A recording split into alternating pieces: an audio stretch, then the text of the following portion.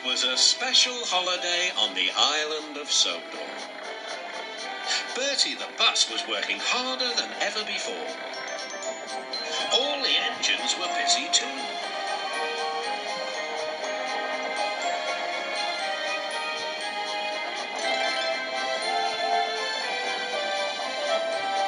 Duck was waiting for his next journey.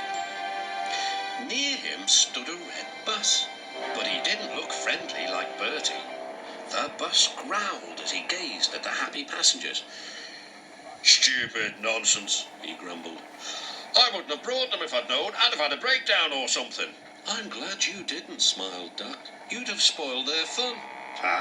Enjoyment is all you engines live for. One day railways will be ripped up." Duck felt shocked at such an idea.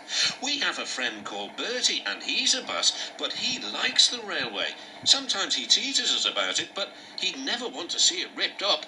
"Huh," growled the bus. "I know Bertie. He's too small in size to be of any use."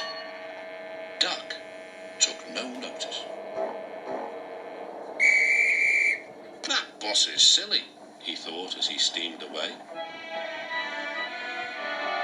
At the junction, Duck told Oliver all about him.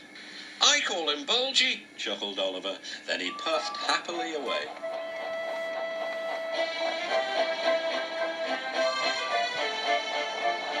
But that afternoon, when the two engines met again, Oliver was no longer laughing.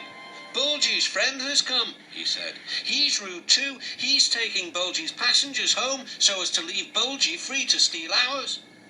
"But he can't," objected Duck.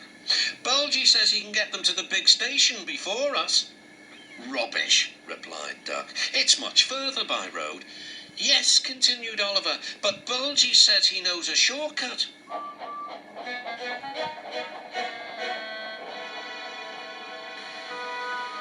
That evening, the engines were preparing for the homeward rush. "Where are the passengers?" they wondered. "Look!" shrilled Oliver. "Look at Bulgy. He's a mean scarlet deceiver." Bulgy was wearing a large sign saying "Railway Bus."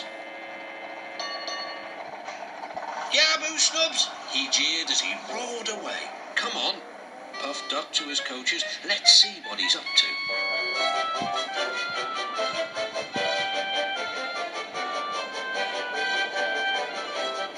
Duck wanted to pay Bulgy out, but he wasn't sure how.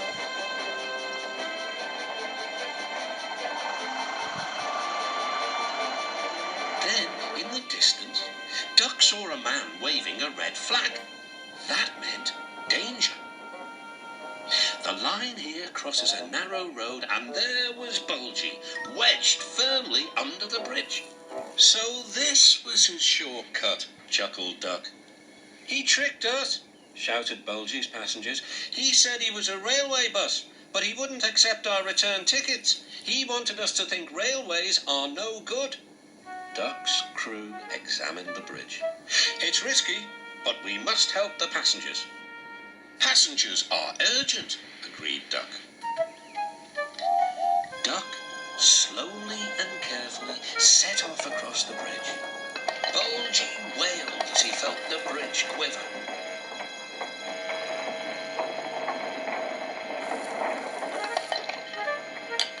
"Stop!" he shouted. "It might fall on me." "That would serve you right for telling lies," said Duck. But the bridge didn't collapse. Duck made good time, and all the passengers caught their trains. The bridge is now mended, but not, unfortunately, Bulgy and his ways. He never learned sense. He's a hen house now, and his lies can do no harm. The hens never listen to them anyway.